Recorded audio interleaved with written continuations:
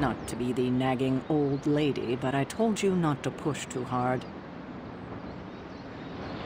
Now that things have settled down, you should get some rest. It won't always be this quiet.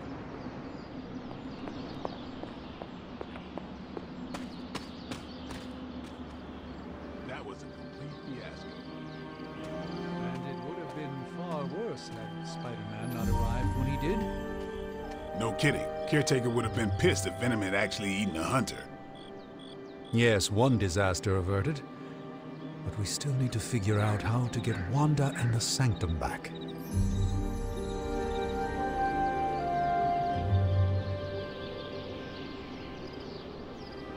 Hey, for what it's worth, I think you did okay out there. You got some decent hang time, even given you were wearing, what, 70, 80 pounds of chainmail? On the Stark scale of reckless yet daring heroics, I give it a solid 6 out of 10. Don't worry, you'll get there. With a little help. Your support is appreciated. Oh, no problem. Already got a few ideas cooking. You're not allergic to mimetic You know what? Never mind. Why spoil the surprise? I couldn't help but overhear Auntie Caretaker over there telling you to get some rest. That sounds like a good idea to me. I suppose I could keep you company on the way, seeing as our rooms are in the same direction and all. Besides, no one should be forced to walk the hallways around here alone. So, here we are. The old room, huh? It's not bad. Functional. Solid construction. Almost cozy. Love the antique furnishings from the early Mephisto collection. Full transparency, Hunter, there's another reason I asked to join you here, other than my abject terror of this entire facility. Stopped here before, while you were out. Wanted to surprise you with a nice little housewarming present. Was all set to write you a lovely welcome note, but I'm fairly certain that wasn't red ink in your quill.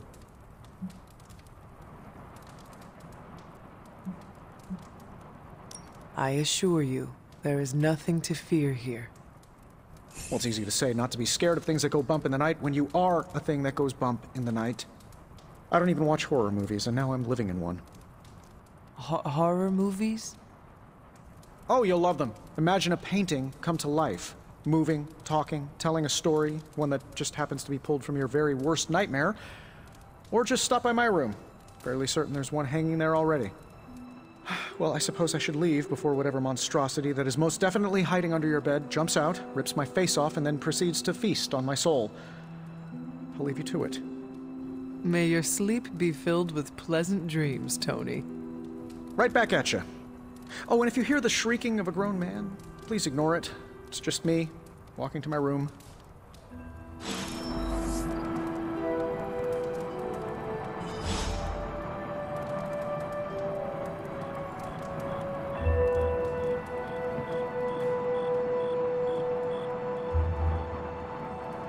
Hi, I'm Tony Stark.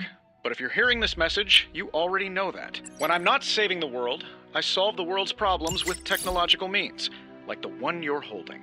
I call it the Spark, a secure information and communication device built only for superheroes. It does all the usual, private messages, pictures, and calls for some reason. But it also comes with access to Superlink, a private social network exclusively for your cape-wearing, world-saving compatriots. You might ask, Tony, aren't you just repurposing a failed product from your communications division? If you do, I'll revoke access and let everyone else know you're a jerk. I call it the Wonder Man rule.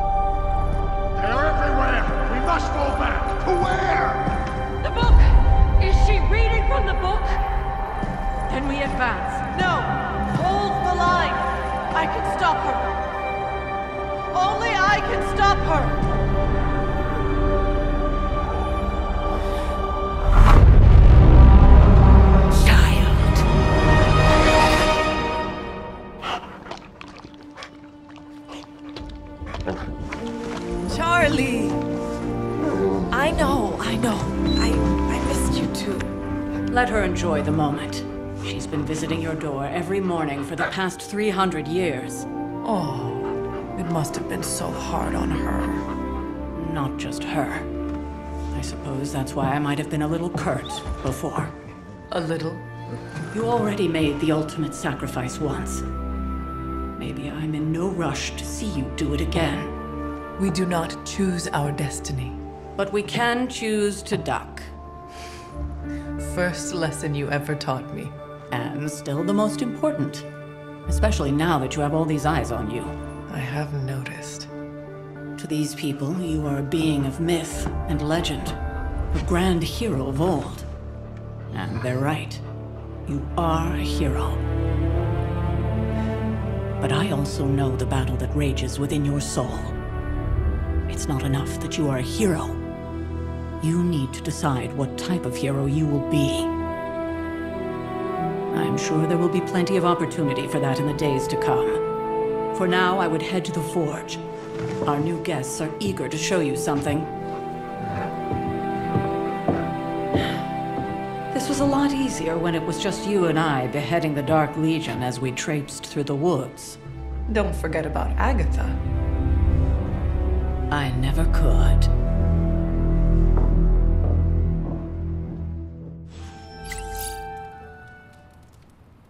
Charlie was restless all night.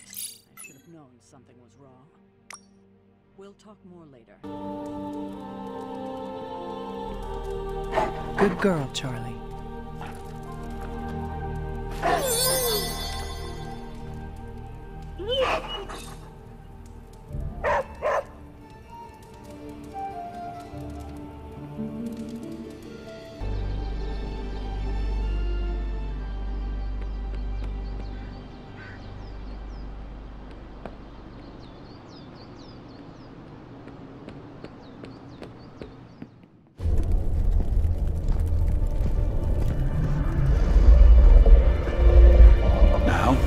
Think you can tell your friend inside there to turn it up a few hundred Kelvin?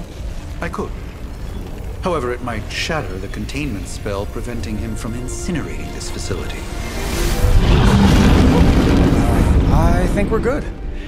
And just in time. The forge has certainly changed. Right. Caretaker said this all happened after your siesta.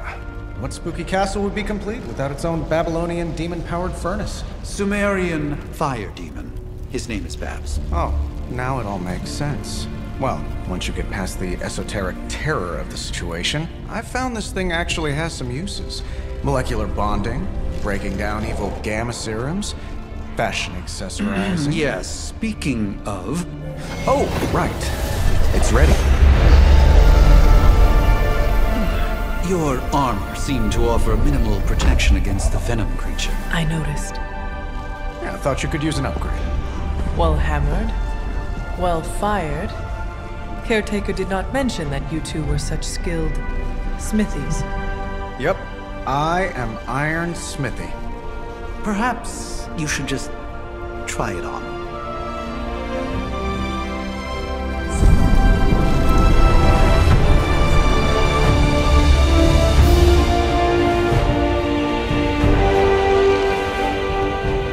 Still think I could have used a cloak.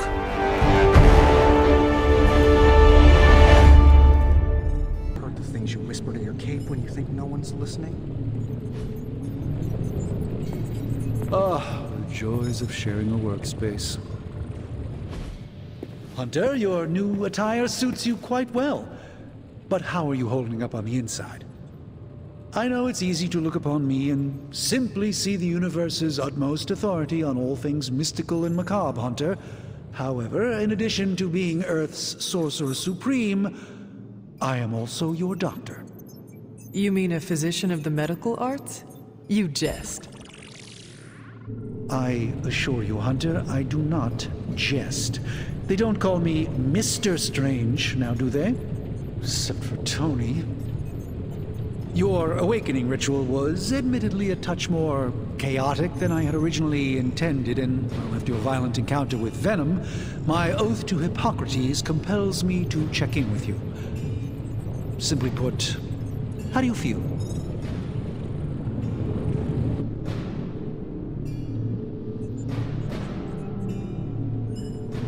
You did not awaken me to discuss feelings, Doctor. I am ready to do what I must. Ah, yes, you mean complete your prophesied destiny and bring about the destruction of your mother? I know some psychiatry professors at my alma mater that would love to talk with you. How you feel is just as important to me as your mission, Hunter. The two are innately interconnected, more than you know. I, for one, do not know if I will ever feel 100% again after the events of yesterday. I still can't believe what transpired. The sanctum, all that knowledge, Wanda, lost. Swallowed whole by the black mouth of that foul venom creature. With all my resources, all my gifts, I should have seen this outcome spelled out in the sacred geometry of this universe years ago. But I miscalculated.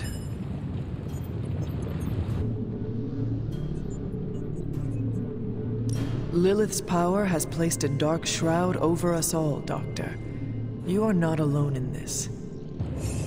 Your words are appreciated. Still, I must not allow the underlying truth of the situation to become shrouded as well. It's not just the Sanctum Sanctorum that was lost yesterday. It was my protege, Wanda. She is my charge, my responsibility, and I failed her. But I am determined not to let that happen with you, Hunter, which is why I am here to answer any questions you may have. Perhaps my wisdom may benefit you more than it has me thus far.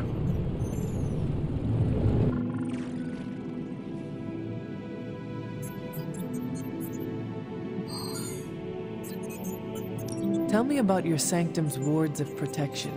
I have never heard of a protection spell that powerful.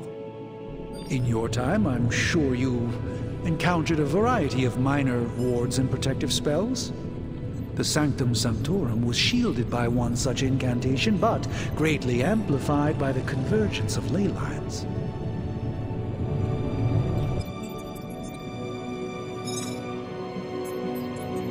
Will the wards ever provide the same protection that they had?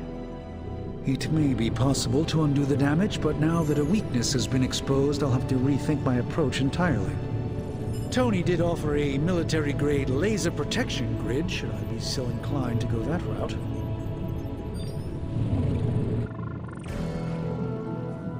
How did Wanda come into your care? Wanda's story is quite tragic, and perhaps not mine to tell. There was an accident on the Abbey grounds not long ago, involving Agatha.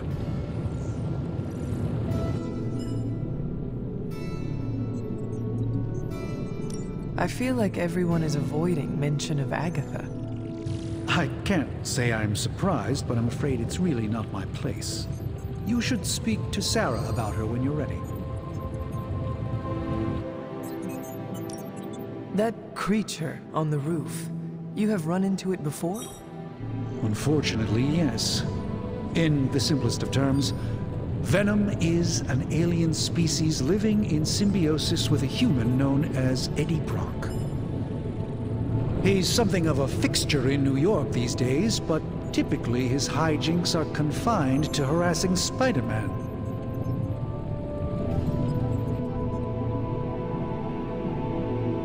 It sounds like Spider-Man is Venom's nemesis. Maybe he has some insight.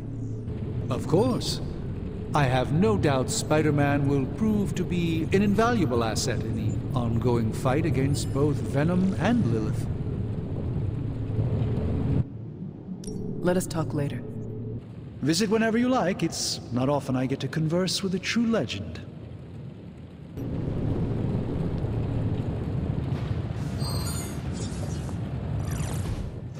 I hate to admit it, but somehow this ancient forge puts any arc reactor I've got to shame.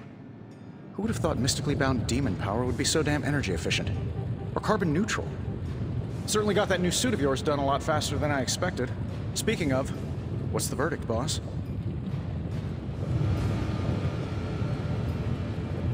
It is nice having an armorer on demand. Anytime. I tried to make this version a little less palatable to that symbiote thing. was this close to making it menthol flavored. But tools are just one part of the equation. You gotta know how to use them too. You were out, what, 300 years before we woke you from your eternal rest? I'm betting you have questions, so ask away, Hunter.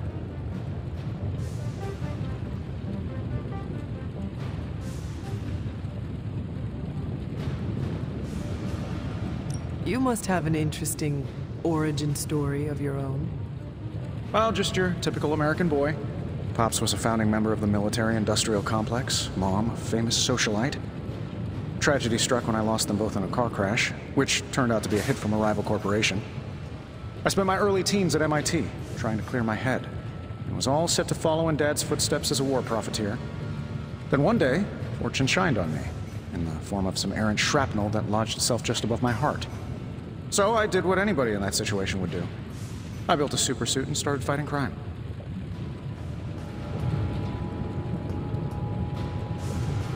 You sound pretty pleased with yourself.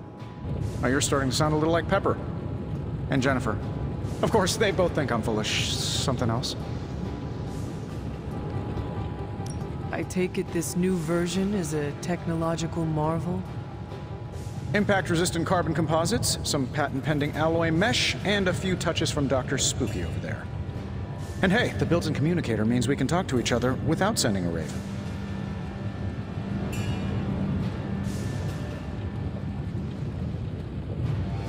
So it is a marvel, then? Lightweight, nearly indestructible, and modular enough for future upgrades. Frankly, I wouldn't have used your old suit to wax the Mandarin's car.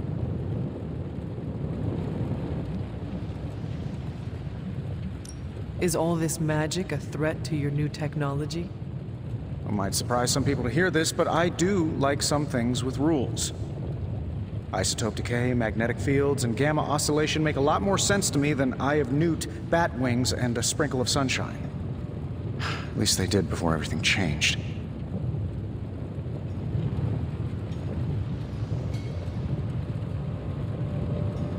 But you and the doctor seem to work well together. Well, no need to put a label on things. The guy is good at making sense of this madness every now and then. He's not talking to his cape.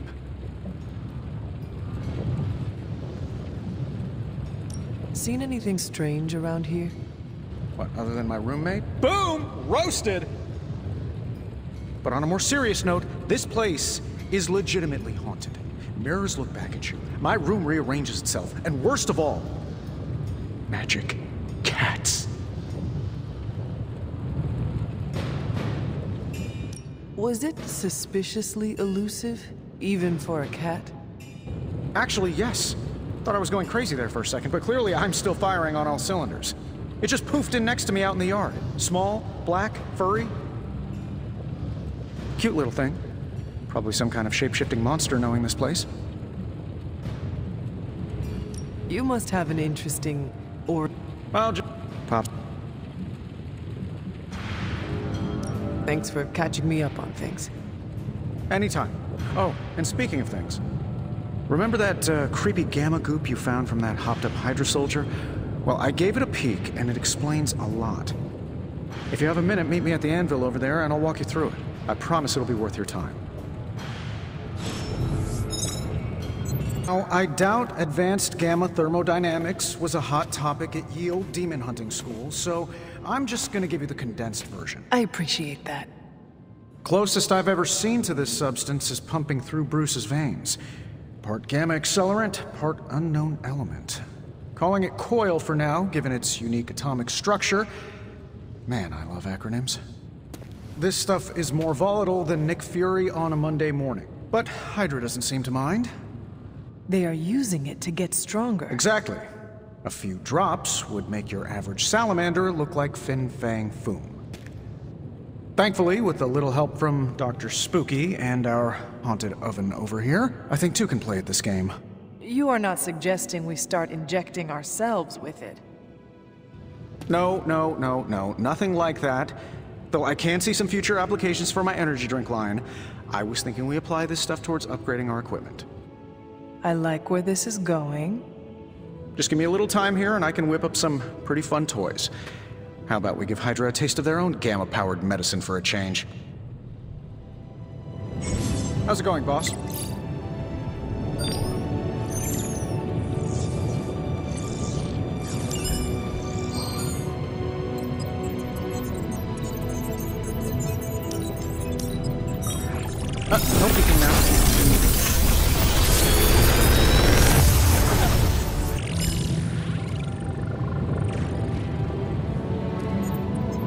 I'm pretty sure Charlie left a steaming coil in the hallway. Third state of matter, indeed.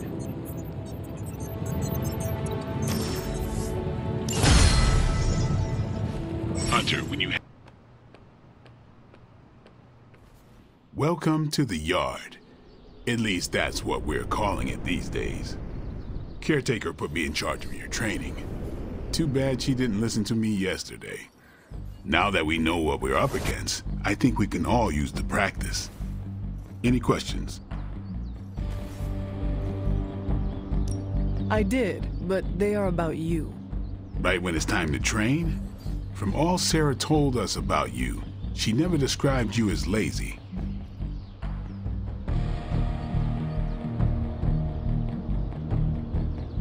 Everyone loves you when you are dead. Tell me, does that mean you are half-loved? She didn't describe you as a snarky jackass, but here we are. All right, Tony Stark Jr., ask your questions. Tell me about the Midnight Suns. All right. What can you tell me about the others? Nothing. Ask them yourself. I'm not asking you to break anyone's confidence. Fine. Which one? What do you know about Magik? Keeps to herself. That is it? She's a private person. Until she lets you in, that's all you need to know. When does she let people in? At her own pace. Respect that, and it'll happen faster than you think. Who else? Tell me about Nico. She's the youngest, but she acts like she's in charge. Why let her act like that? She's usually right, and she keeps us on track. I didn't think we'd get along, but we wouldn't be the Midnight Suns without her. What makes you say that? She has a lot of heart, and that's why we let her. Anyone else?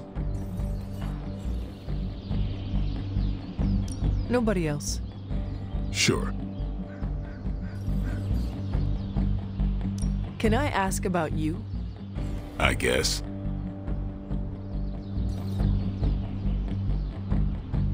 How did you become a Dhampir?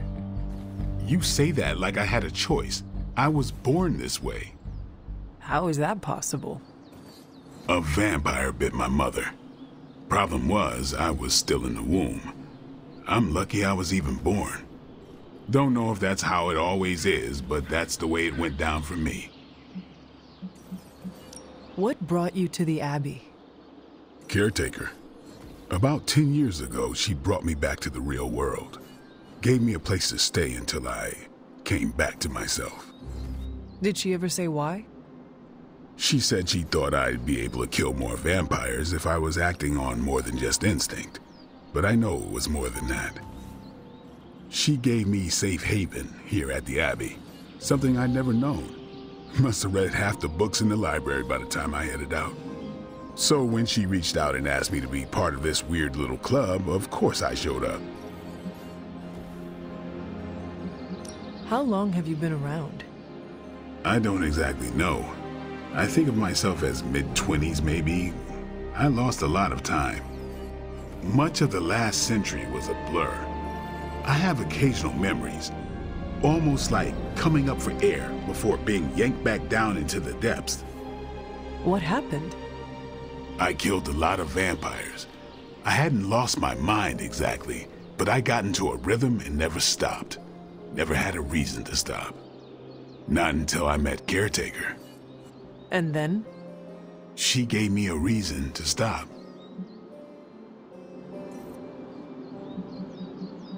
Thanks, Blade. Sure.